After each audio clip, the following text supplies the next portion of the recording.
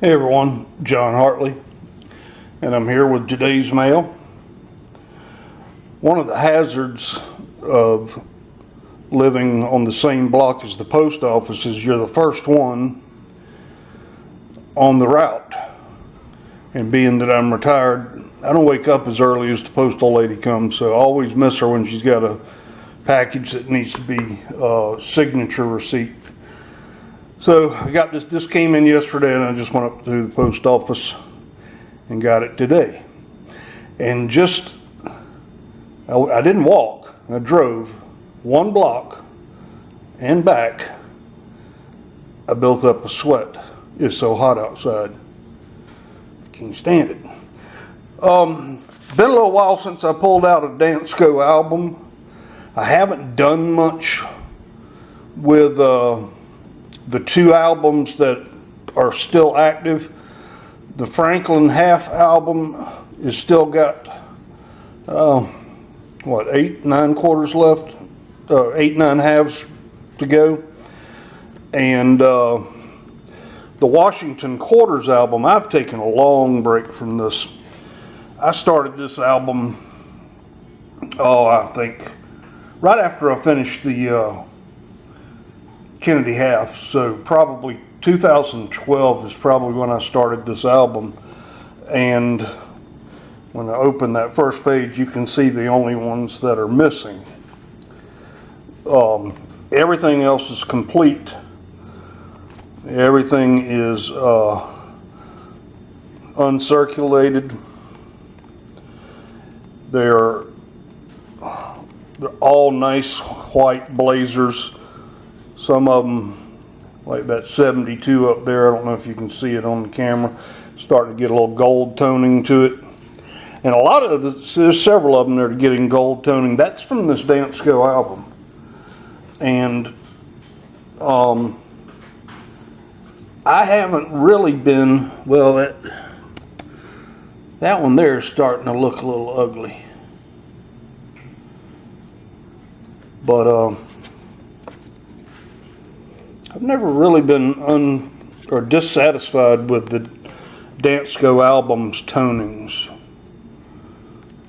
But, you know, the longer they stay in there, we'll see what happens to them. A lot of stuff turning gold. You can see this album ended in '98, of course, when they started the Statehood Quarters. And if you watched any of my older videos, you know that I hate empty holes. So I just continued this album until all the holes were filled with the Delaware Quarters, PD, S, and S, and then the first 2 Pennsylvania Quarters in the order that they were issued. So I've got everything except for coins in the 30s that are either Denver or San Francisco Mint. I've got all of the Philadelphia, even the 1932 Philly. Everything Philadelphia is a lot easier to get, and so it's already done. So I was on last Sunday night. I checked out the proxy bid auction to see if they had anything I wanted, and they had an old Washington 1930s quarter, and I put in a bid, and fortunately I got it. Now I've showed y'all one of these before. This particular proxy bid doesn't do the auctions. They manage the site. They're private companies come in and do their own. So there's hundreds of people that hold auctions on proxy bids. These people, I know them, I respect them. They've got good stuff. Sometimes, as all auctions do, they exaggerate what they feel the price should be, or what I feel the price should be. And they do something that I still don't understand that they would do, because most of their customers have developed. When I first started buying from them, then their auctions were, 100 lots on a Sunday afternoon, and you were done. Now it takes them 3 days to get through with 1 week's worth of lots. And that's 3 days of Sunday afternoon and evening, and then Monday evening and Tuesday evening. But they still put coins in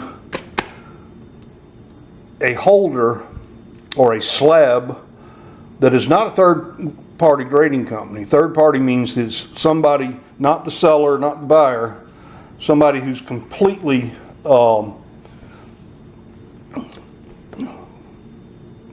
what is the word? Impartial, thank you, in their judgment and in grading a coin. This is something that I believe, because the only place I've ever seen it is on this auction company, and they do it all the time. But to make a coin seem a little bit more attractive, they put it in a slab and they grade it themselves. So that's not a third-party grading company. That's a first-party grading company. They are. So don't judge me. I don't buy the coin from what it says on this label. This label says it's uncirculated. I looked at the coin. This coin, I feel, is about uncirculated. So don't judge me from that. Also, this coin is not going to have the luster that most of the coins in the album have, because it's I think the rarest Washington quarter there is, if not then the second rarest. And I knew it was going to be expensive to find one that even looked good enough to go on the album. I could have found one for $40 or $50 that was completely good or very good. But so don't judge me on the packaging of this quarter. Just judge the quarter. So they say it's MS63. I think. Now this quarter looks got a little bit more luster than it did in the photograph. And there's an area over here that seems to, I thought was going to be a stain that looked worse than that. I don't know if y'all can tell it or not.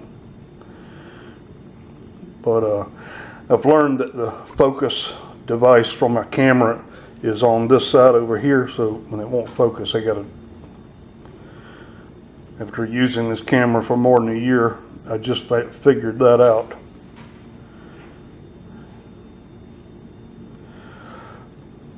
But chest feathers on this quarter are a little bit gone, and the curl in Washington's hair right there has a bit of a flat spot. But for what I paid for it, which is still a good deal of money, but still, this coin should be. Always have a pair of these pliers around when you're opening these things.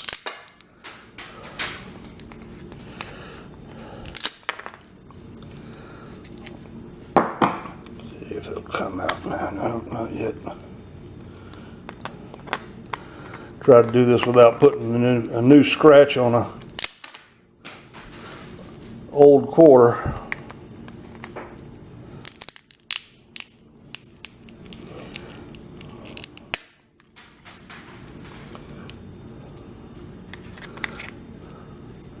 Should open after this. Go. I pulled them out easier than that, but in these things, but I didn't want to risk scratching this quarter.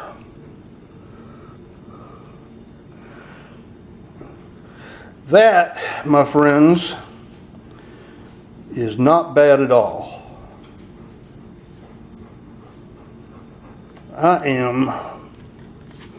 Should have moved my album, not so as not to scratch it up.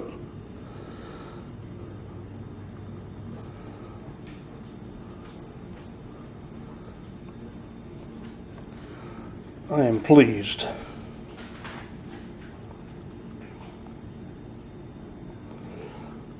Excuse me while I look at it with a naked eye for just a second.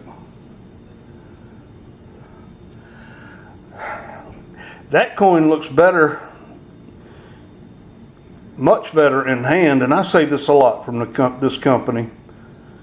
It looks better in hand than it does in their photographs.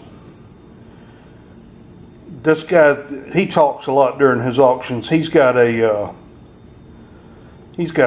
setup to where all he has to do is slide the coin in, click, slide the coin out, click, and just like assembly line process. Where his wife is standing next to him, handing him the stuff, he labels the picture, click, and it goes. All he has to do is slide the coin onto a little platform. It's all set up and ready to go. But it didn't show the luster that this coin has. And it's got some cartwheel effect. It's not false luster. Could have been dipped, but dipped coins are a fact of life. As long as the coin looks good,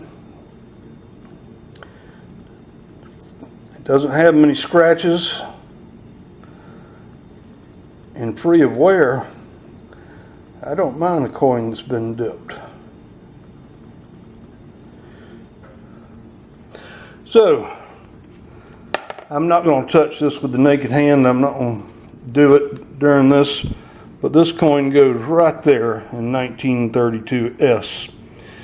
That is a big accomplishment for me after so many years of doing this Washington Quarters project. I got one of them that I thought was going to be extremely hard to find, but it has not. It turned out to be a lot easier than I thought it would.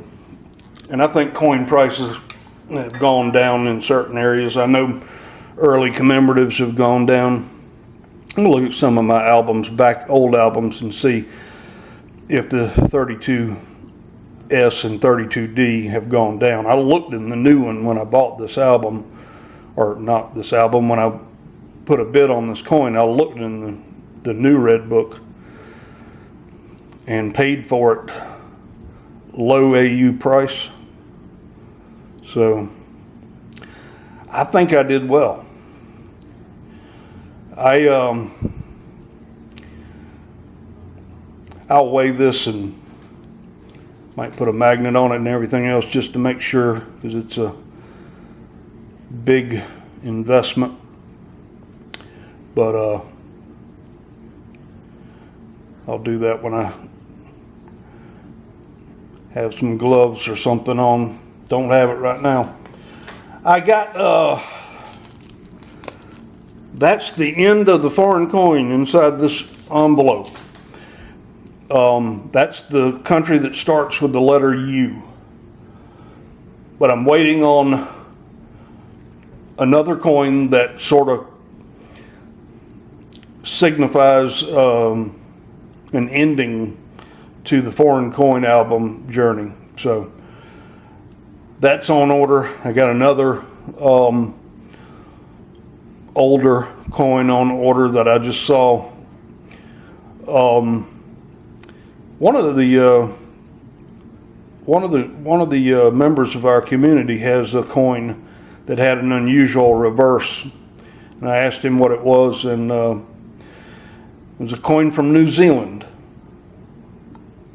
with an unusual reverse. Some of you may figure it out before I get it in, but that's all I'll tell you. That's on order, and I got a 10-ounce bar coming from Scottsdale Mint on eBay. They got them on sale. Yesterday it was $168.90 and it went to $168.60 when I checked on it again before I went to bed. So the Scottsdale Mint on eBay Silver Stacker 10-ounce bars, $168 or thereabout. Their normal price on those bars is over $200. If you got the money, you can spare it now. It's a good time to buy. Silver's low, down below 16. Was yesterday anyway. I hadn't looked at it much today. But good time to buy the 10-ounce bar from Scottsdale Mint. And that price is that's your credit card or PayPal price, and there's free shipping on eBay with them, so you don't pay anything but for the silver. So this is a good addition to my collection, not my stack. There is a difference. So I'm happy. And until next time, I'm 1042.